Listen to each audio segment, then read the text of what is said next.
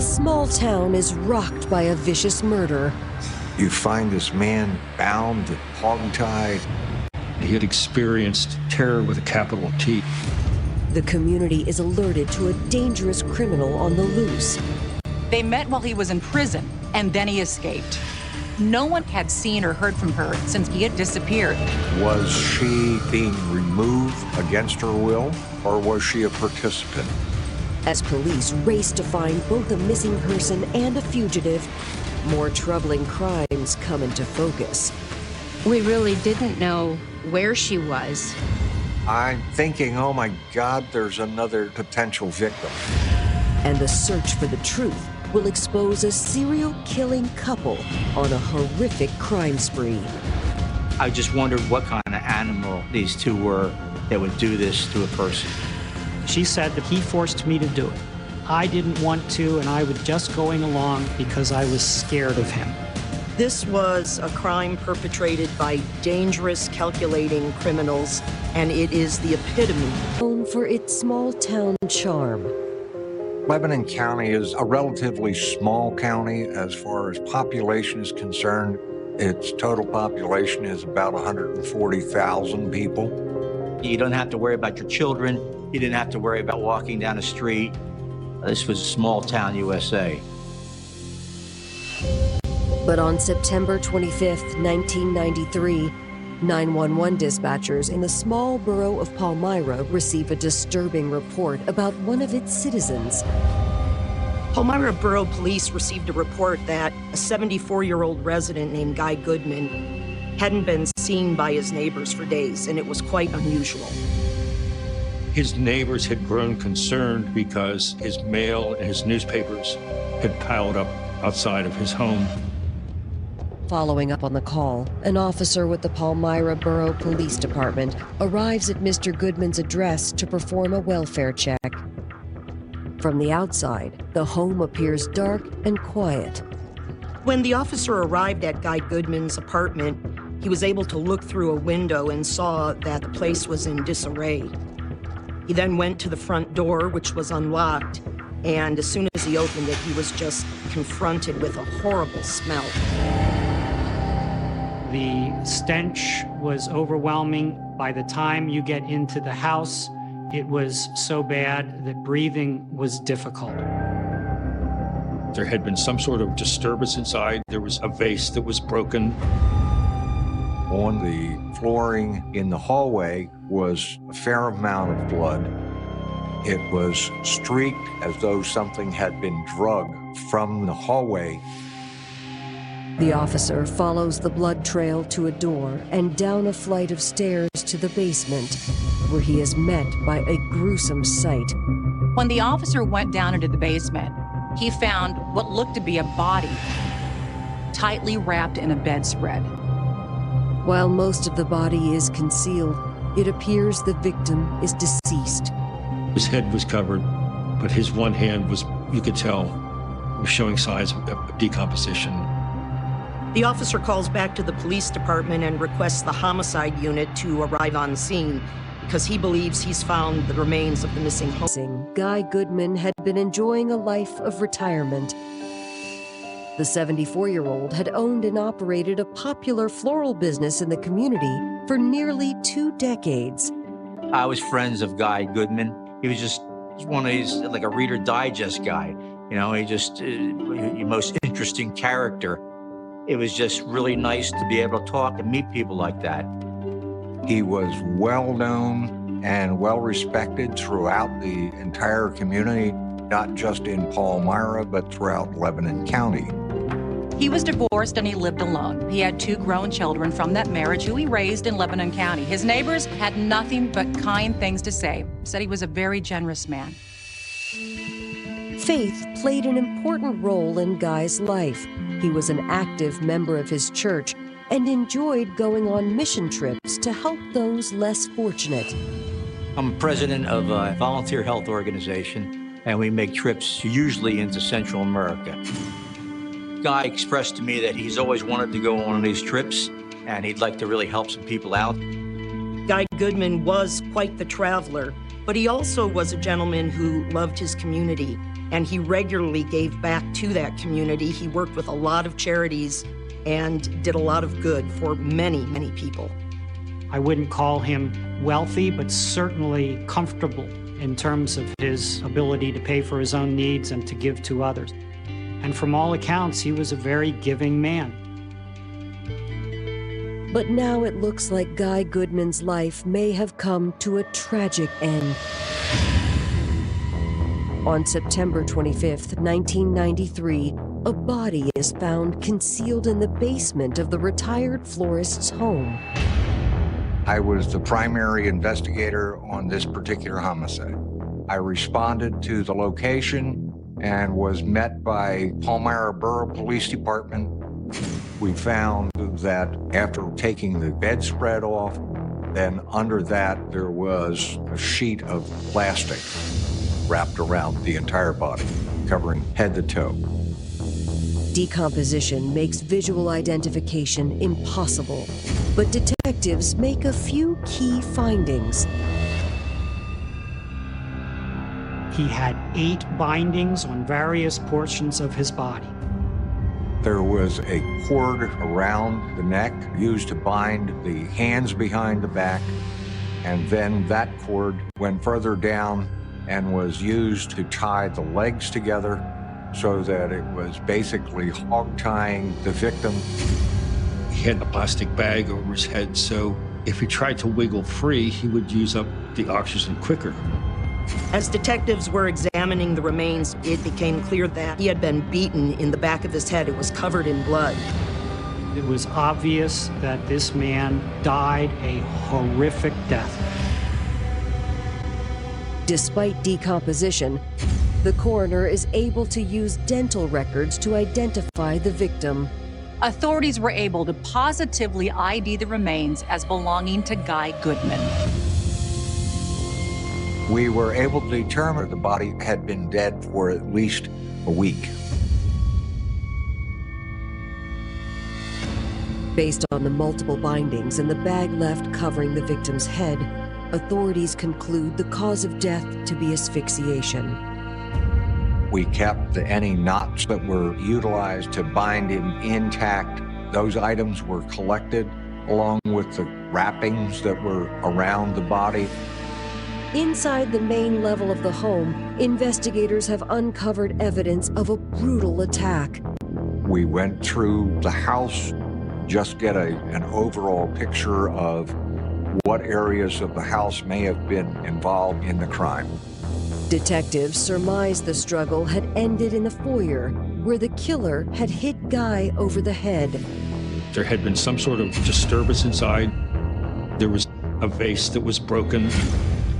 There was blood at the back of the hallway, going back through the living room. Evidence suggests the killer tied Guy Goodman up with items found in the home.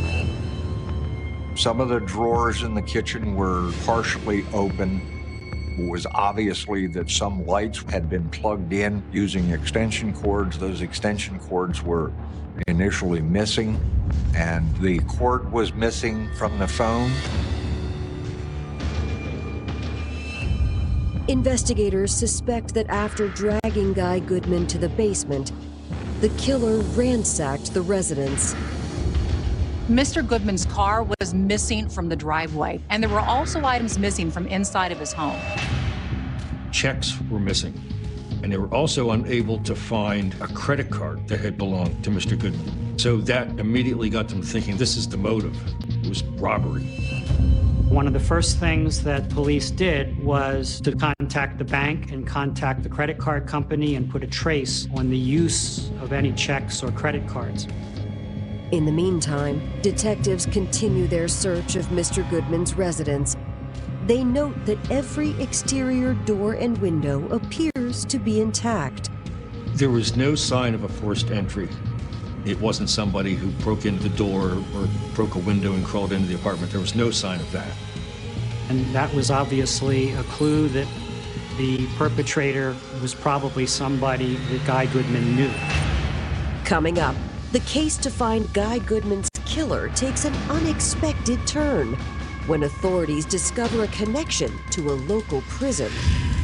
Guy Goodman had actually signed up to go into the prison and help out, mentor troubled youth.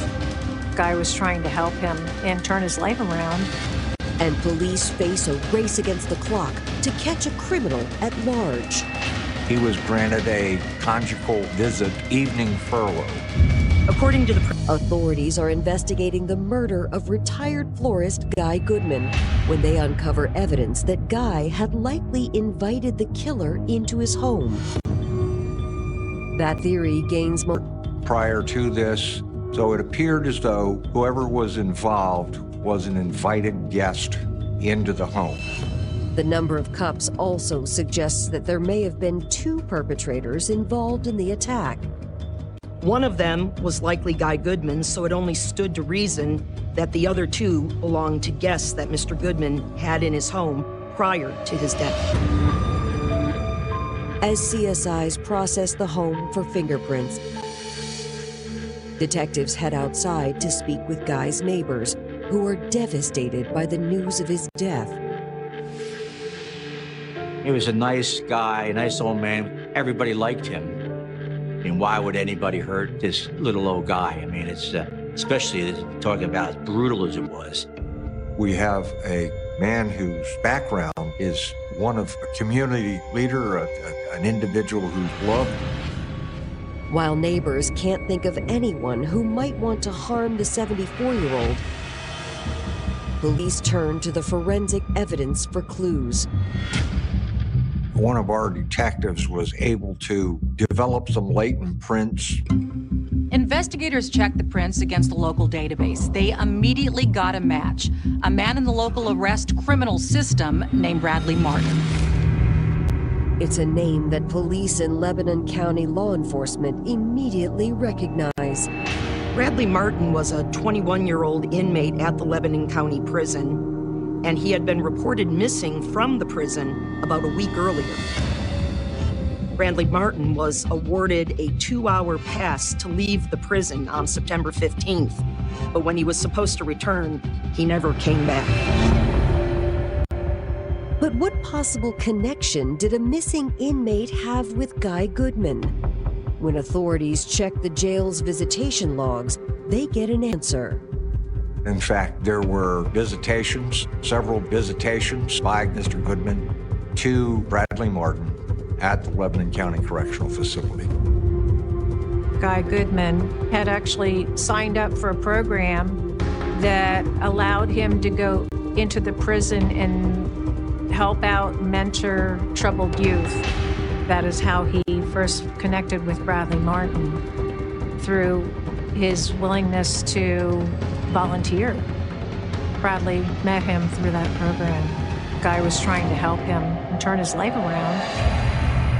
Is it possible that Bradley had killed Guy Goodman after escaping the jail? Police dig into Bradley Martin's background to get more intel on the fugitive. He came from a good family. The mother was an executive secretary to one of the top officials at Hershey Foods.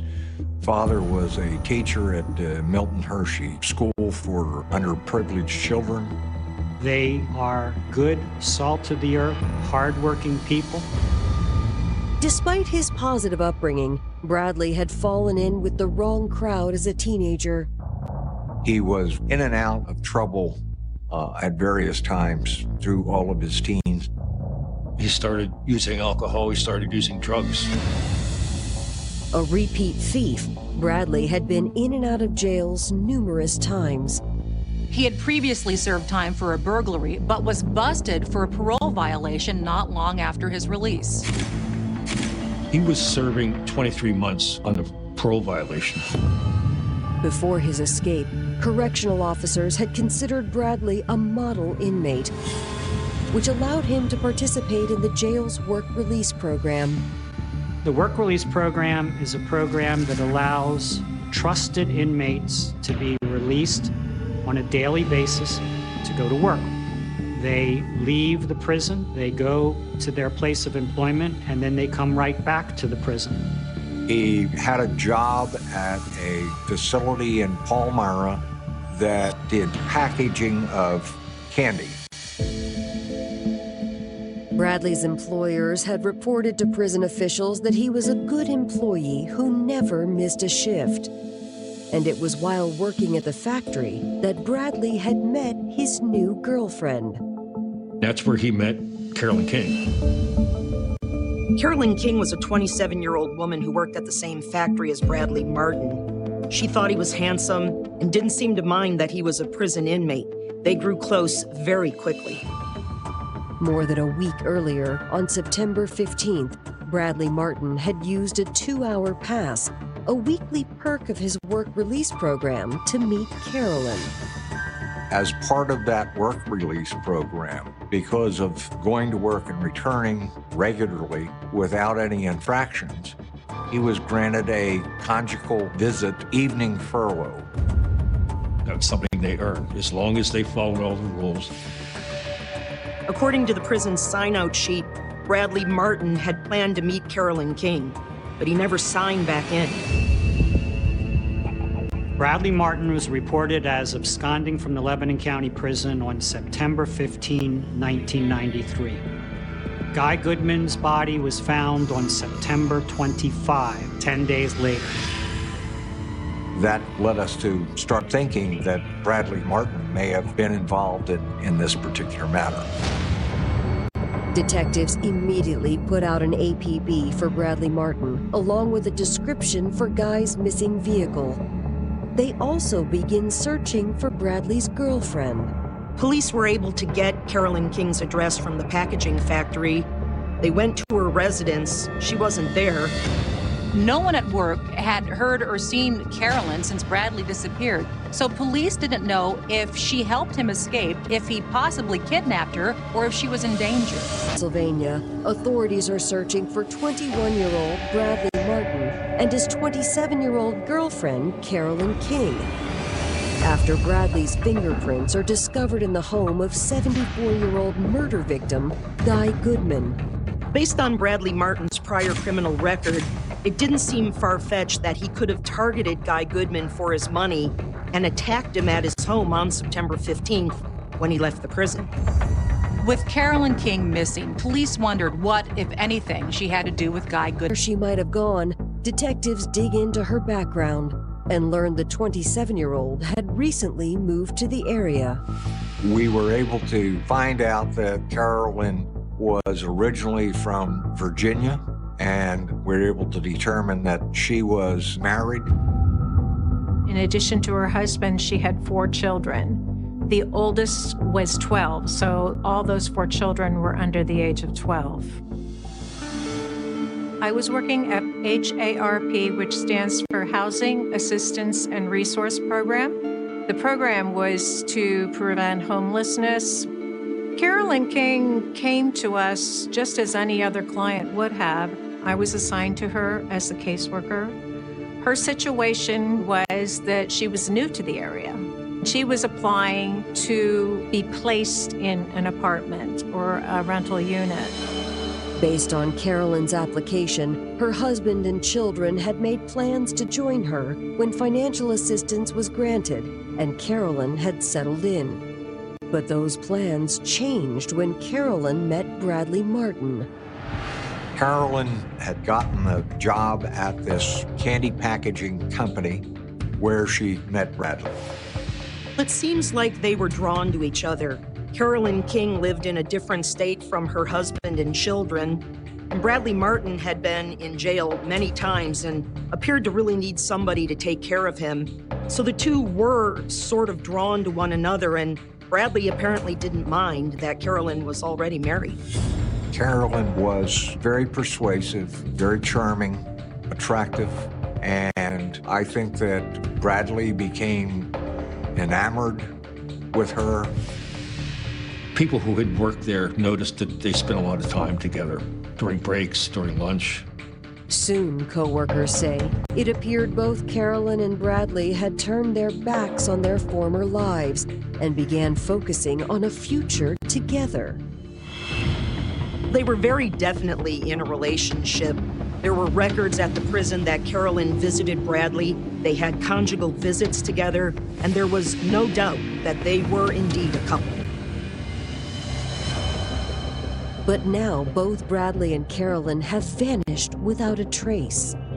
Nobody had seen or heard from Bradley or Carolyn since September 15th, and when authorities reached out to Carolyn's husband in Virginia, he hadn't heard from her in weeks. Detectives are convinced that Carolyn is with Bradley, but where is the couple now? On September 27th, detectives get their first lead when the trace on Guy Goodman's credit card comes in from the bank. I had a report which showed transactions for the past week traveling through Pennsylvania, Ohio, Indiana, and going west into Iowa. And the last transactions that we had were in Rapid City, South Dakota. Somebody went on a cross-country shopping spree courtesy of a dead man. Detectives reach out to the businesses where the credit card had been used and provide a photo lineup to the clerks. We had gotten her photograph, put a photo array of 8 photographs of Caucasian males, approximately the same age, 8 photographs of black females, approximately the same age. Within the hour, detectives receive a positive identification.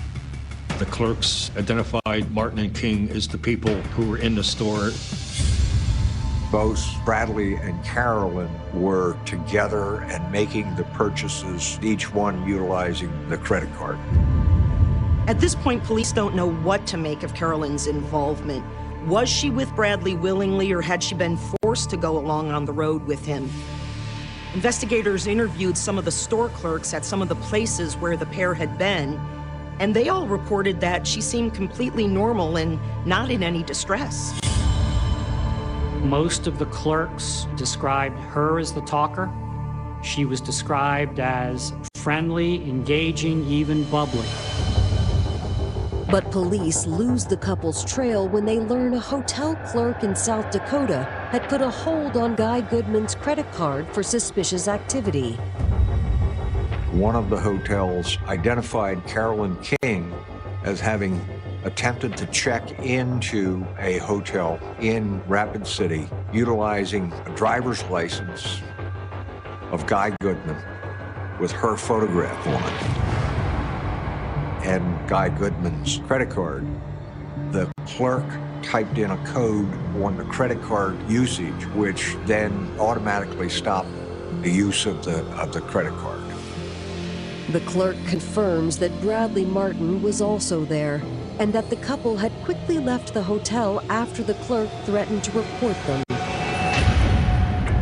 As a result, Rapid City, South Dakota Police Department indicated that they were going to begin a search in Rapid City to attempt to locate Bradley and Carolyn in case they were still there.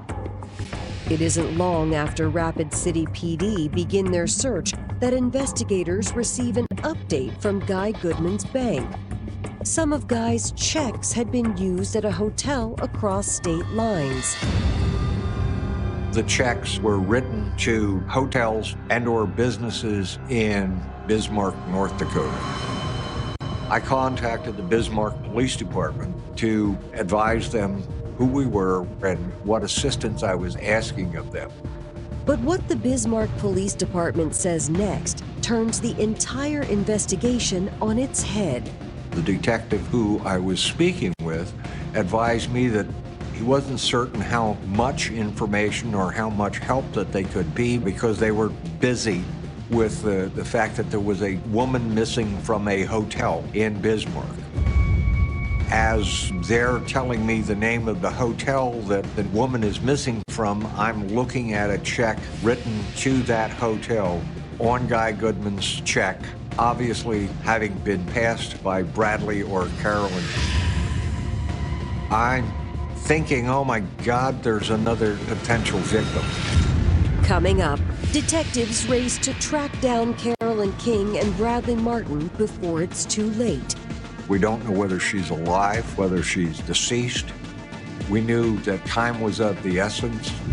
And the search for the couple leads to a dangerous high-speed pursuit. During the chase, he leaned out of the car, and the officer could see that he had a gun. Traced suspected killer Bradley Martin and his girlfriend Carolyn King to a North Dakota hotel when they learn a guest at the same hotel has gone missing. I need to get to Bismarck as quickly as I can to find out if there is a connection as to the time periods when Bradley and Carolyn may have been at this hotel. Does it coincide with this missing woman? Once in North Dakota, Lebanon County detectives join forces with Bismarck police and the FBI, who share details of their missing person, 59-year-old Donna Martz. Donna Martz worked as a tour bus guide for a company stationed out of North Dakota. The tour company would have visits to different places in the United States, and she loved it because Bismarck following the conclusion of her latest bus tour. I came home on Saturday night, September 25th, and there was a message on the answering machine, and it was Mom, and it was, "Hi, I'm back. I'll call you when I get home. I love you." It's a 4.5-hour drive, 5 hours, for her to drive home. So she was going to spend the night and go home the next day. But according to her family, Donna never returned to Rock Lake. She didn't call. And it's like, well, this is really strange. So I tried calling, phone rang, no answer.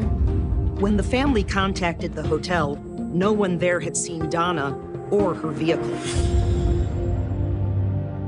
I just got this terrible feeling. I just went from my head to my toes. Donna's family had immediately contacted North Dakota police, who then released an APB for Donna's car. Now, with Pennsylvania authorities and the FBI joining the case, they begin tracking Donna's financial activity. The task force got a report that a credit card of hers was utilized in the western part of North Dakota, in the opposite direction of where she would have been traveling from Bismarck.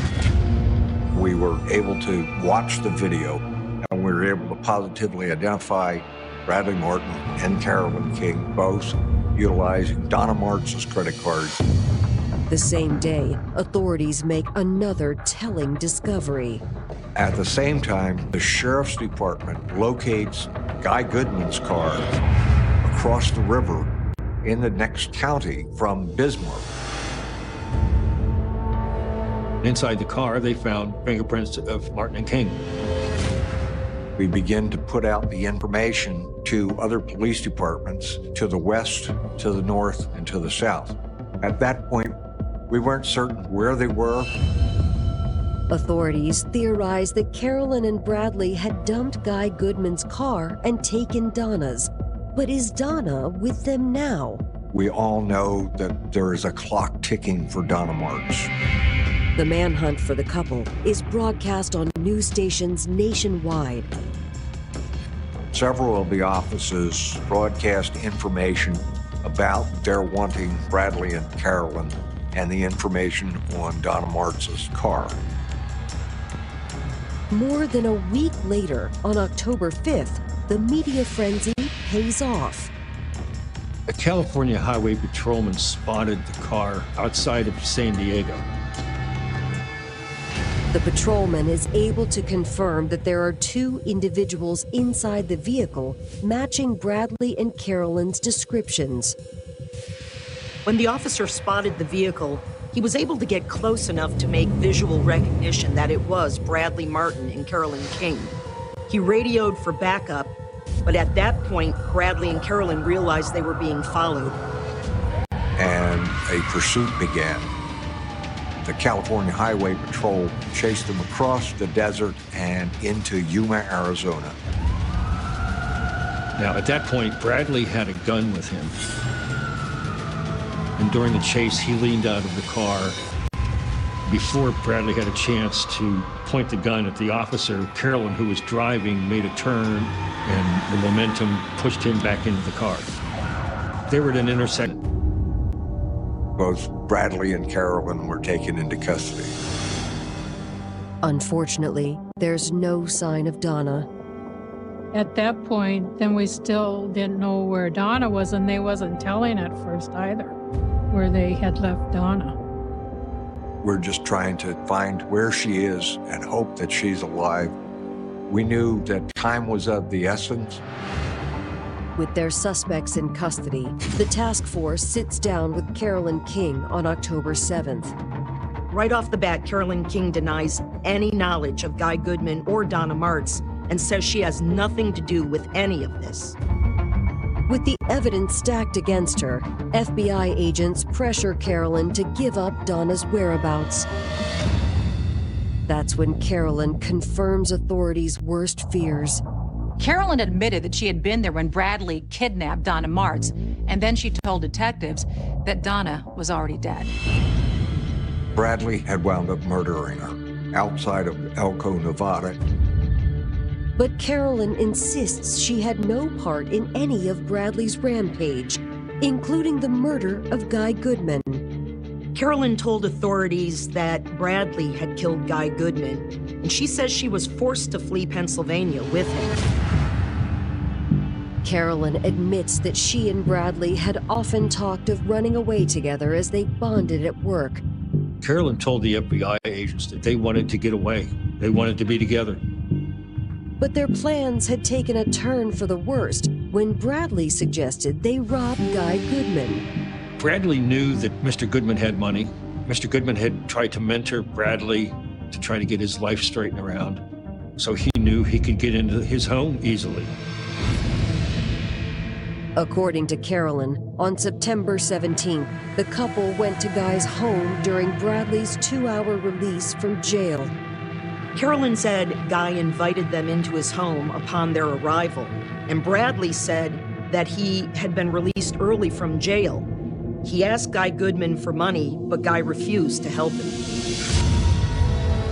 Bradley became upset and hit Guy Goodman. Martin smashed a vase on top of Guy Goodman's head. He lay on the ground bleeding. Carolyn says that Bradley had ordered her to collect cords around the home so they could tie Guy up. They lifted him up. They carried him down into the basement. They tied him up. He was bound with 8 different ties or bindings. Bradley taped a bag over Guy's head and then wrapped him up in a comforter where he slowly suffocated. Carolyn told the FBI agents that she was afraid of Bradley and that Bradley had hit her, and she was afraid he was going to do something to her. She said that he forced me to do it. I didn't want to, and I was just going along because I was scared of him. According to Carolyn, Bradley then scoured the home for cash before they fled in Guy's car. After a few days on the road, they realized that police would be monitoring Guy Goodman's credit cards. They were also running low on checks. By the time they made it to North Dakota, Bradley decided they needed more money and a new vehicle. They was looking for another victim to take, and it just happened to be Donna. They had watched her carrying her bags and knew that she was alone. They decided they were going to take Donna Martz and take her car and utilize her credit card to continue traveling. On the morning of September 26th, the day after police had discovered Guy's dead body in Pennsylvania, Bradley kidnapped Donna Martz at knife point. As Donna was checking out of the hotel, Bradley was behind her. When she turned toward him, he stabbed her in the side and then led her into the parking lot. Carolyn says Bradley had tied Donna up and forced her into the trunk of her car, where they kept her hostage. Donna was a prisoner in her own car. She spent 5 agonizing days in the trunk, not knowing what was going to happen to her as Bradley and Carolyn just drove across state lines. Carolyn says eventually Bradley decided to get rid of Donna. On September 30th, he drove to the Nevada desert and forced her out of the vehicle. Bradley shot her in the head. She was then left in the desert in a hope that coyotes and or other animals would devour her body. Carolyn says she and Bradley headed for California, where Bradley planned to flee across the border. Fortunately, police were able to catch the couple before they escaped. Carolyn continues to claim she was just another victim of Bradley's. To get to the truth, authorities sit down with Bradley Martin and confront him with Carolyn's claims. He confirms what Carolyn had already told them and readily admits to killing both Guy Goodman and Donna Martz. No remorse, just a factual statement of what took place. That led me to feel that Bradley Martin was a completely depraved individual. Despite Carolyn's claims of innocence and Bradley's refusal to throw his girlfriend under the bus, authorities believe she played a larger role in the crime spree. It was Carolyn King who wrote the checks and signed the receipts when she used the credit cards. It was the clerks who said she didn't seem to be upset or under any sort of duress. She was alone on many occasions. She could have walked out the door. She could have called 911, and she didn't. She didn't report that, hey, I'm being kidnapped and to go across country and this man is dangerous and call the police. None of that. We were able to pretty well surmise that she was not an unwilling participant. Convict Bradley Martin and his girlfriend Carolyn King are in police custody for the murders of Guy Goodman and Donna Martz. My family called me to let me know that they had been apprehended. My heart broke for my mom, knowing that she was bound and gagged and alive in the trunk of her car, hot days, hot nights, and knowing she couldn't do anything about it.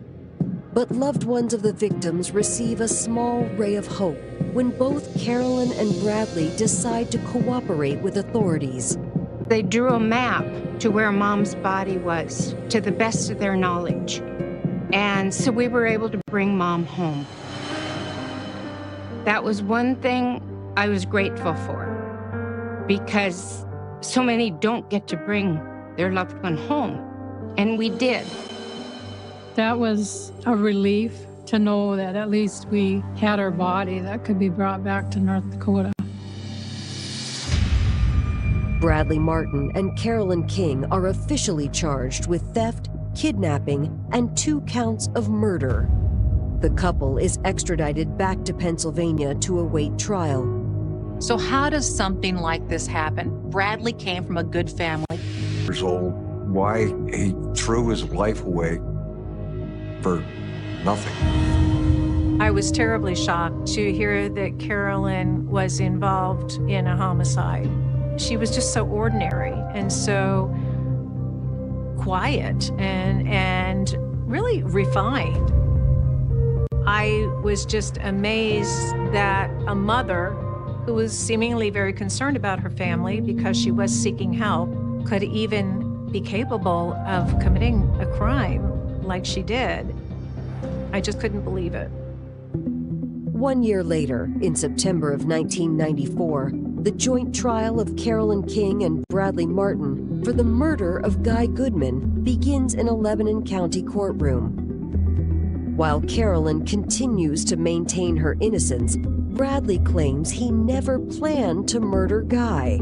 His defense was, this was spontaneous. There was no premeditation. And what I did in closing argument was go through everything that happened on the night of the homicide. How long did it take for them to actually do those things? Every single second. They could have stopped. They could have untied him. They could have called an ambulance, and they did not. So every single second was a second of premeditation. And ultimately, that argument was bought by the jury. On October 11th, 1994, both Carolyn King and Bradley Martin are found guilty of all charges and sentenced to death.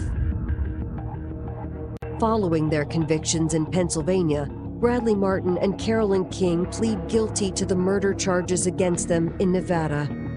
They each receive an additional sentence of life without parole. There was no doubt that these two did this crime. It was just witness after witness, exhibit after exhibit. I've never had a trial in my career where the evidence was more compelling. I think one of the biggest questions is, why was Carolyn King involved? She didn't have the same type of criminal background as Bradley, but she obviously felt incredibly attracted to Bradley. And anywhere that Bradley went, Carolyn went. And look where it got her. There was no good reason for Guy Goodman to have died. There was no reason for Donna Marks to have died.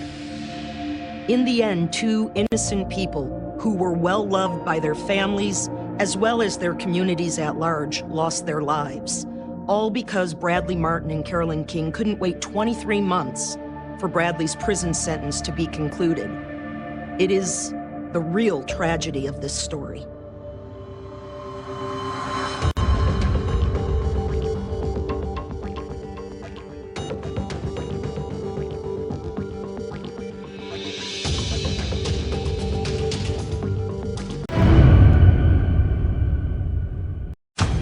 A series of brutal crimes terrorizes an entire state. 4 people in 4 days in 4 counties. They were all completely innocent individuals who had their lives snuffed out. The evidence points to a common killer. There was a 9mm pistol involved in all 4 murders. They possibly had a serial killer on the loose. But who was responsible? As investigators race to track down a killer, the clues expose a twisted romance born of bloodlust. They were like Bonnie and Clyde and getting excitement from what they were doing. They obviously felt that they were indestructible and that nobody could bring them to justice. Together, they became literally the community where everyone is on a first-name basis. But the town's tranquil veneer is shattered on the morning of February 1st, 1995, when a local resident makes a disturbing discovery. A woman was out for her morning walk, and she was going over the bridge that spans the Little Swatara Creek. She looked down and had to look twice and realized that what she was looking at was a body. A man that she knew passed her. She got a ride. They called the police. Within minutes, authorities arrive on the scene. Down an embankment, they discover a female lying face down in the dirt. They determined that she had died from a gunshot wound to the back of the head. It was obvious that this was a homicide. One of the officers quickly recognizes the victim and identifies her as 52-year-old June Olinger, a manager at a local convenience store. As luck would have it, one of the policemen there recognized June right away, as he would always stop at the Mini Mart to get coffee in the morning. So he was able to identify her. She was still dressed for work in her smock that she wore to the Mini Mart. Homicide detectives begin to analyze the crime scene for clues. Investigators theorize that June's body had been thrown from the bridge above. Presumably, she had been killed and her body was dumped over, or at least it fell into the riverbed there. What we were really focused on at that point is preserving the crime scene, gathering evidence, and then figuring out what happened from there. We also knew that the shell casings at our scene were 9mm weapons. Her purse and other belongings were also missing. Investigators next contact June's family to break the news of her death. 2 policemen came to the door, and they came into the house and said that we found your mother. I couldn't believe it. I mean, we were just totally shocked. I remember just me and Dave just hugging each other and crying. We were trying to figure out how it happened, why it happened, and why her. and who would do this? It just didn't seem real. As detectives continue speaking with June's family, they learn that June was a beloved wife and mother who'd lived in the Pine Grove community for the past 6 years. We grew up, it was 4 boys and my parents. So Mom was usually left to take care of us. She was easygoing, easy to get along with. If anybody had a problem or a concern, she would listen or she would try to help. June and her first husband had divorced years earlier, but she had remarried Sherwood Olinger in 1987. For the last 5 years, June had worked as a cashier at the Harris Mini Market in Pine Grove. It was right on the main street of Pine Grove. It was an old farming town. My mom would open the store at 5 o'clock in the morning.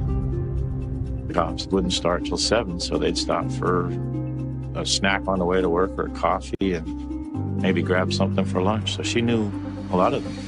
In the winter of 1995, June had also been anxiously awaiting the arrival of her first granddaughter. I was pregnant with my first child, and she was really looking forward to that because everybody was hoping for a girl because there were no girls in her family, so she was really excited about that. My mom and June were planning a baby shower for me when this happened. Police next head to the store where June worked, and what they find tells them more about June's murder. June Olinger was scheduled to open that morning, but that the store was not open and the lights were not on in the store itself. So presumably she was heading to open up her store in the morning. Somebody abducted her at that point, brought her out to that rural area, and murdered her on the bridge. Her vehicle was missing. They checked at the scene and it was not there. So they did put out an APB for her vehicle and put an alert out on her vehicle. The police were thinking it was either a robbery or a carjacking. Pine Grove is a very small town. There's not a lot of crime there. So June Olinger probably never thought that anything would happen to her early in the morning opening up the store. With any homicide, you always look to family members first because they have the ties to the victim. So obviously in any homicide, your immediate thought is going to be that the family members are either involved or that they have important details to an investigation. Unfortunately, detectives have a hard time getting in touch with June's husband, Sherwood, when they attempt to contact him at their home. When you can't contact someone initially, certainly that makes you think that maybe the person is hiding or on the run. So certainly that was the case. It's always the closest one that you don't think that they're the guilty one, but you never know. Coming up, detectives get a lead on June's missing husband. His boss told the police when he would be coming back into town. And the case is turned upside down when detectives discover June's murder could be connected to a larger crime spree, one with a rising body count. They found the woman's body underneath the vehicle.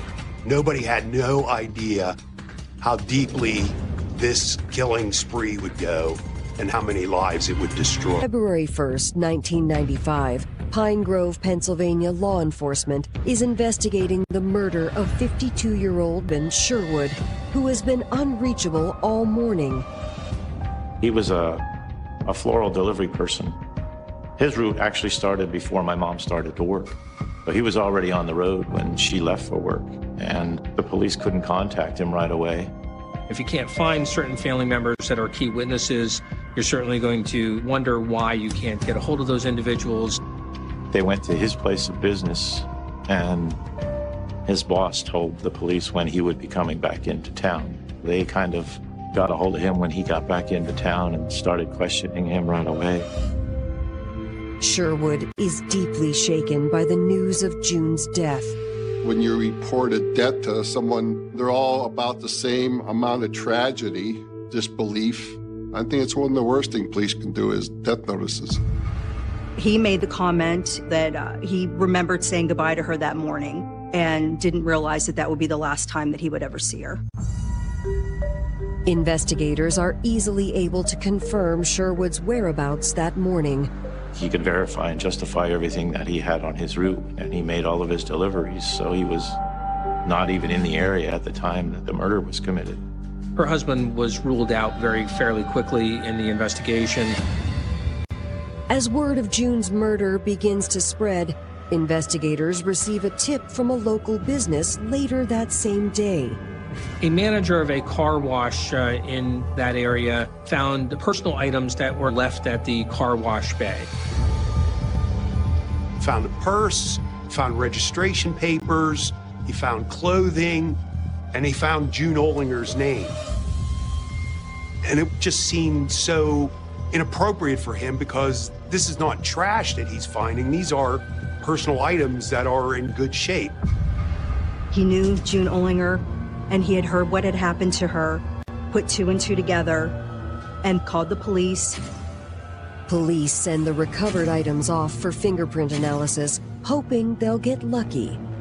They also find another vital piece of evidence to aid in the investigation. That car wash had video surveillance cameras in operation. When detectives review the security tapes, the video shows a vehicle that matches June's stolen car. But the footage also reveals a startling new clue. There were two people in the car, a white man, a white woman, and this is the first awareness that the police have that more than one person is involved in this killing. Unfortunately, authorities are unable to identify the couple in the images. And the following morning, they receive a report of another disturbing discovery nearly 70 miles from where June's body had been found. West Manchester Township Police got a call about a vehicle on the side of the road. Upon further investigation, it was determined that there was a body underneath the car. They believe that the way it was wedged under the vehicle or trapped under the vehicle, that the vehicle most likely had been driven over the body in order to trap it where it was. They obviously realized that the individual had actually been shot. They knew right away that this was a homicide, not some kind of accident. Police run the license plate and connect the vehicle to 41-year-old Penny Gunnett. Police are able to identify her from her driver's license photo on file. It was believed that she was trying to fight off her attacker. There was gunshot residue on Penny Gunnett's hands, and that she seemed to have some defensive wounds. There was blood inside the car as well as outside the car. It became apparent that the victim was murdered inside the car and then brought out of the car, and then the car was used to run over her. While police investigate the scene, a frantic man arrives and identifies himself as Penny's husband, Jeff. Penny Gunnett was an office manager for a tax firm, so she would always go into work early, and her husband, Jeff, would always call and check on her around 7 o'clock in the morning. Although this morning when he called, he was told by Penny's boss that she never arrived at work. She didn't see any meetings or anything else on her calendar, and they didn't know where she was. A coworker for where he worked actually said that he saw Penny's vehicle parked on the side of the road, so he responded to the scene and ultimately was able to identify his wife's body at the scene. Penny's husband tells police that she was a loving mother to their son and an active member of her community. He has no idea who would kill his wife or why. Penny Gunnett was someone who would be the last person that you would think would be attacked. She was known as a loving mother, a great wife, and everyone was stumped. No one had any idea why or how Penny Gunnett could have ended up in this situation. Penny's husband confirms that her purse is missing from the scene, indicating a robbery has occurred. It's a pattern that police had also encountered at June Olinger's crime scene, and it's not the only similarity. Mrs. Olinger had been killed with a 9mm gun, and so had Mrs. Gunnett. Two middle-aged women, well-liked and employed in their communities, and it's the very next day after Mrs. Olinger was killed, and it's only 70 miles away.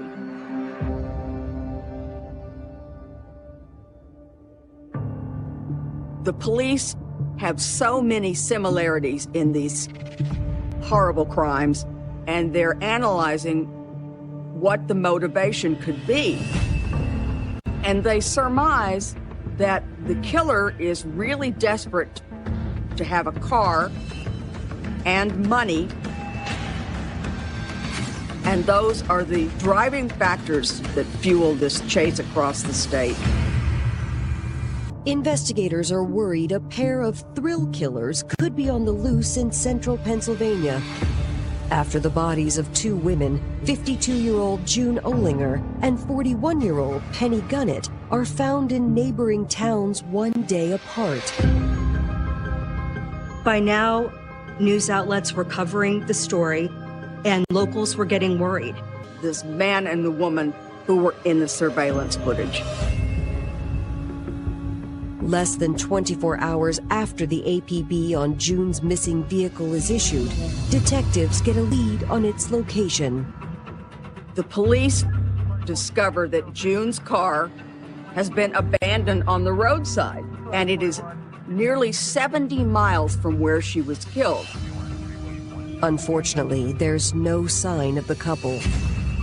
Investigators dust the interior of the vehicle for fingerprints.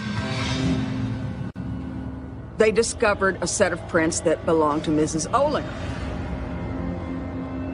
There's another set of prints they cannot identify.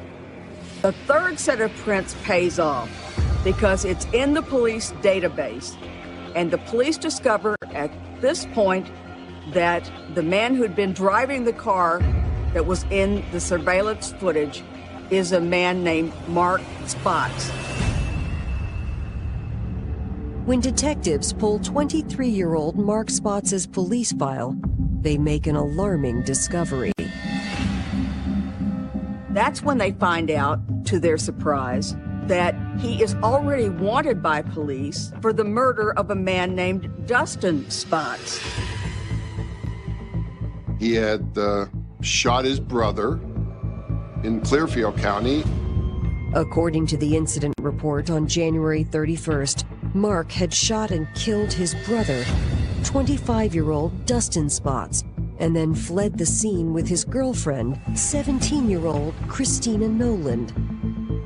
So now the police know the name of the man who was driving in the surveillance footage, Mark Spots, and the woman who was with him was Christina Noland.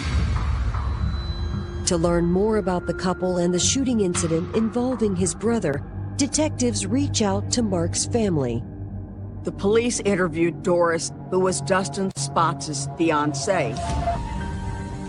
On the night of January 31st, Mark Spots was in his mother's home, along with his 17-year-old girlfriend, Christina Nolan, his brother, Dustin, his fiancée, Doris, and her son, Chucky. Doris claims the evening had started out pleasant enough. Mark was introducing Christina to his family for the first time.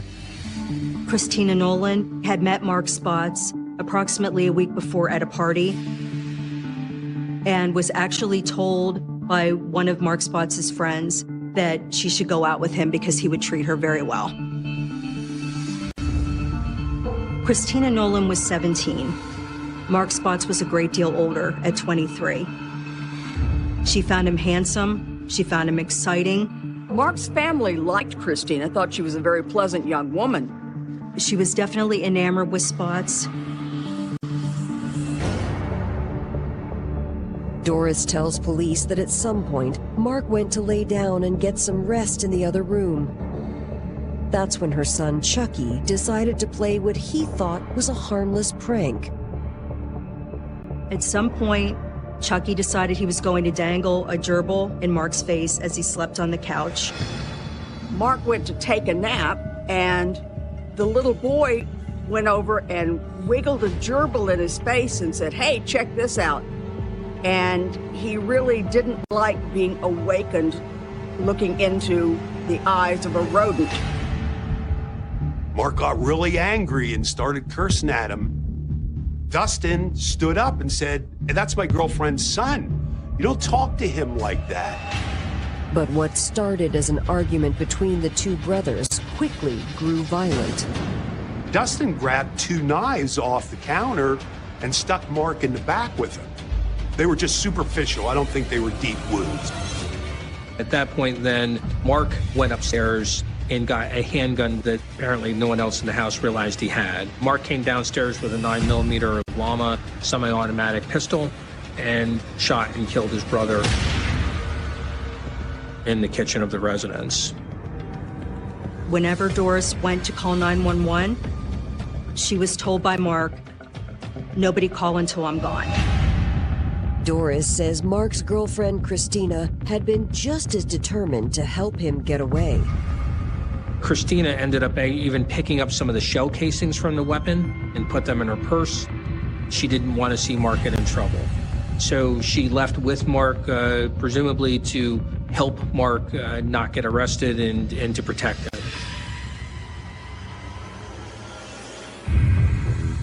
With a statewide APB out on the couple, the Pennsylvania State Police can only hope they'll be spotted before anyone else is hurt. In the meantime, investigators try to learn more about both Mark and Christina.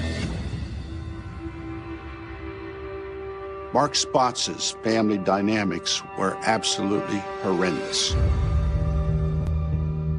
Mark and Dustin Spots had endured a lot of abuse in their childhood. And they were actually taken to the Clearfield Children's Home. The boys were continuously bounced around. There was really no sense of stability at all. Mark, he got into trouble even as a juvenile, and then graduated to more serious crimes. We discovered that Mark had been an arsonist at the age of about 15. He lit a fire in downtown Clearfield, and he burnt several stores as a teenager. Mark Spots did have a record of prior criminal offenses. The list was pretty extensive. In general, Spots was a bad actor. I think that issues followed him everywhere he went. But while he had a difficult time staying out of trouble, Mark had a much easier time with the opposite sex. Mark was very popular with women, and he had no shortage of girlfriends. It was Mark's natural charm that had attracted 17-year-old Christina Nolan when the couple had been introduced by friends nearly a week earlier. Unlike Mark, Christina's childhood was not problematic at all. She was well treated and had no criminal background. Her friends and family thought she was a good, decent kid. She was never in any trouble. When Christina met Mark Spots, however, everything changed. Friends say the 17-year-old ran away from home to be with him. The heart wants what the heart wants, and Christina wanted Mark, and she went along with him. She was a young girl, probably very impressionable by this handsome young man, and was under his spell. After Mark and Christina took off and they left the family home, they were on the run. They wanted to escape and get away from the police. It was just the beginning, and nobody had no idea how deeply this killing spree would go, and how far across the state it would go, and how many lives it would destroy. Coming up, police get an unexpected visit from an informant with intimate knowledge of the murders. She called the police and said essentially, "I've been involved with a murderer. Would you like to talk about it?" And police fear they're running out of time to stop a serial killing couple. She had been abducted from inside her own home. As I started securing the scene and looking around, I realized there was actual shell casings on the roadway itself. have joined forces to track down suspected spree killers Mark Spots and Christina Noland. There have now been 3 murders in 3 consecutive days in 3 different Pennsylvania counties, and they're on the move. The community is in a panic, and they need to catch these killers before there is another murder. It was shocking when we found out that a serial killer actually had roots to our area. We learned about more victims. We kept watching the news and reading in the newspapers and, learn as much as we could. But nearly 13 hours after their latest victim is discovered, Called the police and said essentially, "I've been involved with a murderer. Would you like to talk about it?" They were quite excited. They picked her up, brought her into the police station, and began to question her. Unfortunately, Mark Spots is nowhere to be found, and Christina has no idea where he is, but she can confirm what police already suspected. Mark had indeed kidnapped and killed both June Olinger and Penny Gunnett. She told the police that she was present in the murder of June Olinger and that she also was part of at least the abduction of Penny Gunnett, and gave some critical information to that, although she did not know ultimately what had happened to Penny Gunnett at that particular time. Christina explains that it all started on the evening of January 31st, when she fled the scene of Dustin Spots' murder with Mark. She told the police that Mark had lost his temper because a teenage boy had been teasing him with a gerbil, that he had gotten into a fight with his brother. The brother ended up being killed. She was told by Mark Spots, "Get our stuff and let's get out of here." She gathered up all their stuff, followed Mark out to the car. From there, Christina states that she and Mark made their way to the community of Pine Grove, where they began looking for a victim to carjack. The first person they came across was June Olinger. When June Olinger came to open up a mini market, Harris Mini Market in Pine Grove, he confronted her with this gun and basically kidnapped her. Nolan gets in the back seat and they drive 5 miles to a narrow country road with a little bridge, and that's where they stopped. He robbed her of her money and her jewelry, whatever she had on her. She had even begged him not to hurt her, but he took her out on a rural country road. He kept telling her that she would be okay. Once they hit the bridge, Mark Spots got out of the car and forced June Olinger out of the car as well. At this point, Christina stated that she hid her eyes until she heard the gunshot. She looked up and saw Mark kicking June Olinger off of the bridge. He got into the car without saying anything, and he handed June Olinger's jewelry to Christina Nolan. After dumping June's belongings at the car wash, Christina says she and Mark crossed the state line into Delaware, where the couple decided to lay low. They ended up going to Rehoboth Beach, where they actually talked about getting married on the boardwalk, and they wrote Natural Born Killers in the sand. The movie Natural Born Killers had just come out, and that's about a couple who is going around killing people. So obviously they identified with the movie. Mark and Christina, they were on this high and they were on the run, but they obviously felt that they were indestructible and that nobody could catch them, nobody could bring them to justice. And at that point, they decided that they had had June Olinger's car for way too long and decided to come back to Pennsylvania. Christina says that she and Mark drove 165 miles to York, Pennsylvania, where they plotted their next move. Mark and Christina, they knew they had to get a new car. And Mark said, the next woman that I see in a car, I'm taking it. That next woman was Penny Gunnett. Christina says that on the morning of February 2nd, Mark approached Penny's car as she headed into work.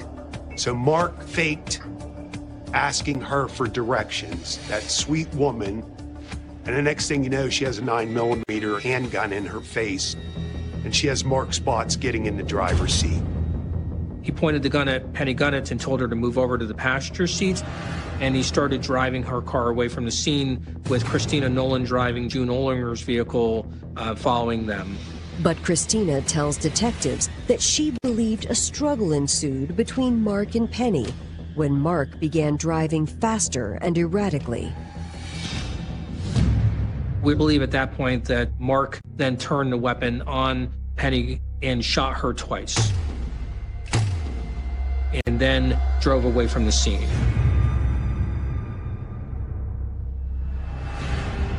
Christina tells police that she tried her best to keep up in June's car, but she didn't have a license and wasn't the skilled driver that Mark was.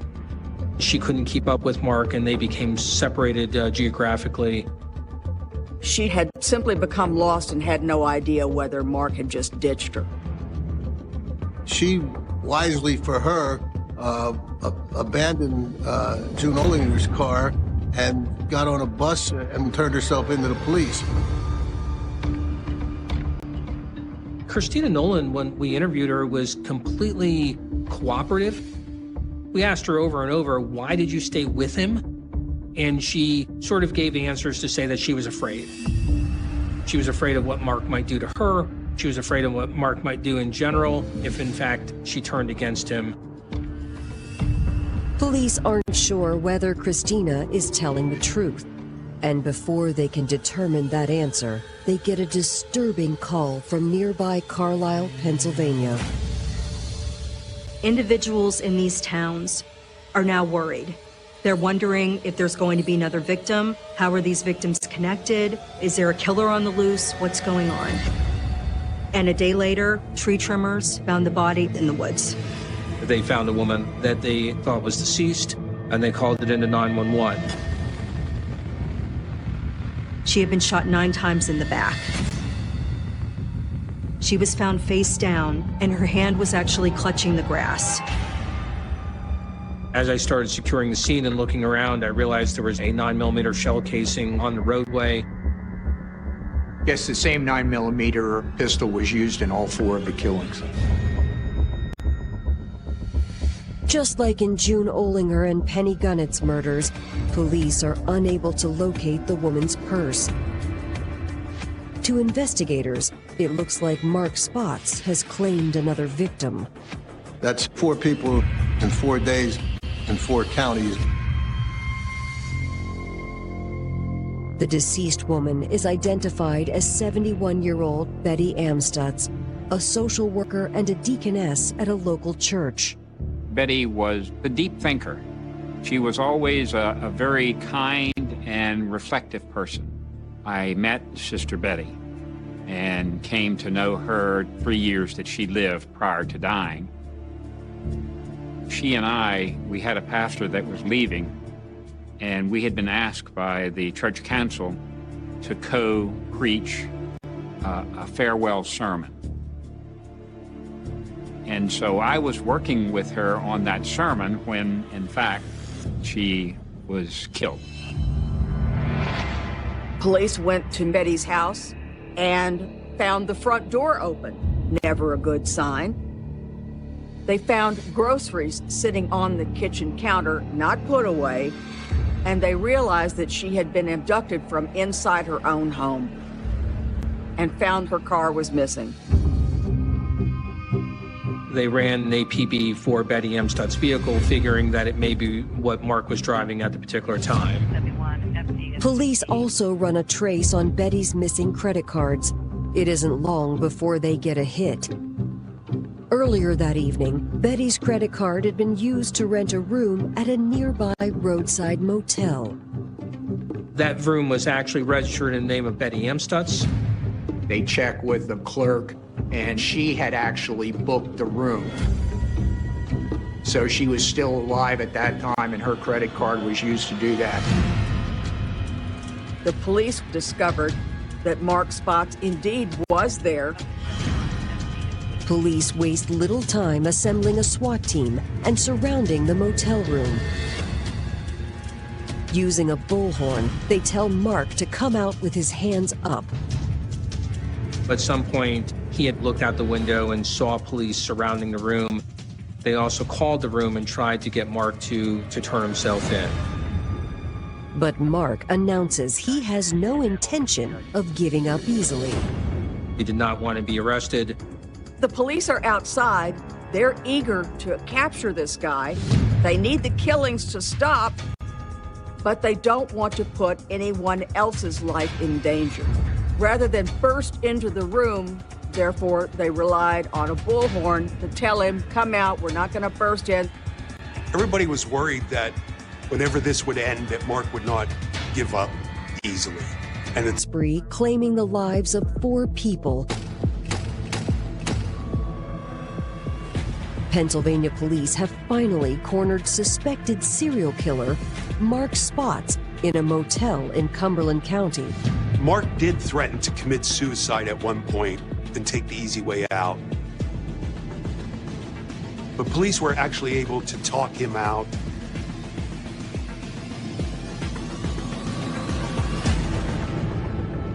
And Mark threw the gun out. He was arrested very peacefully. He didn't fight. News of Mark's arrest is a relief to the families of his victims. It was like a sense of closure because they finally got the guy that did it. And a little bit of relief, that he wouldn't be out there doing it to anybody else. Mark refuses to cooperate with authorities. He's indicted on 3 counts of first-degree murder and 1 count of voluntary manslaughter in the death of his brother Dustin. He killed in 4 different counties, and the district attorney in each of those counties wanted to homicides themselves. Clearfield first, then Schuylkill County, then York County, and then Cumberland County. Trying to put together a case of this magnitude has a lot of moving parts, particularly since we had to also prove the case in Clearfield County. We had a lot of different witnesses. Christina was actually trying to cut a plea deal with prosecutors. In exchange for a lesser sentence, Christina agrees to testify against Mark Spots. The eyewitness was turning on the shooter. 3 of the murders, she was there, and she saw everything, and she heard everything.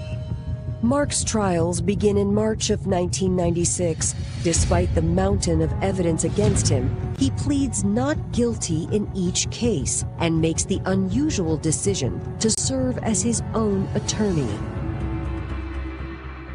His first line of defense was to blame everything on Christina Nolan. Mark strangely decided to represent himself in court. It is a maxim that one who represents himself has a fool for a client. Well, Mark Spots had a fool for a client. Otherwise, he wouldn't have tried to persuade a jury that his girlfriend was involved in a 4th murder when she wasn't even in the area and in fact had already turned herself in. He would have done better to have a court-appointed counsel. On March 2nd, Mark's questionable defense comes unraveled when Christina Nolan takes the stand and describes the couple's killing spree in painstaking detail. The young girl that Mark loved, Christina Nolan, was going to turn out to be his greatest adversary in court. Most of the questions were directed from the prosecutor. There's, how did she get involved with him? And she said she was probably afraid that if she did try to get away, he would do something to her too. Mark never had much of a defense. I didn't do it is not a defense. That's really going to get you out of it when you have the eyewitness testimony of his former lover, Christina Nolan, telling every detail that she knew of because she was there. Ultimately, Christina's testimony helps to secure guilty verdicts in Mark's first 3 trials. And in his 4th and final trial, prosecutors present evidence that Mark had intentionally targeted Betty Amstutz for her generous nature. Betty had actually helped Mark long ago when he was a child and had, provided aid. So he knew her a little bit. He basically kidnapped her, drove her around, made her buy him some sporting goods, clothing, and go to banks where she was forced to cash various checks, and he took the money. The next time they're spotted, Betty is at the Knights Inn, and she's signing herself into a room. At this point, she served her purpose. Mark puts her back in the car, drives her to McClure's Gap Road, which he knows is isolated. And then he did exactly the same thing that he did to every other woman that he crossed in the past 3 days. He took her to a back road, and he shot the 71-year-old woman 9 times at point-blank range.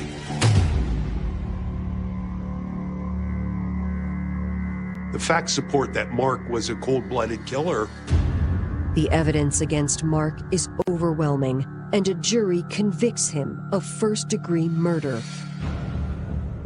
In his brother Dustin's case, Mark Spotts was given 17.5 to 25 years.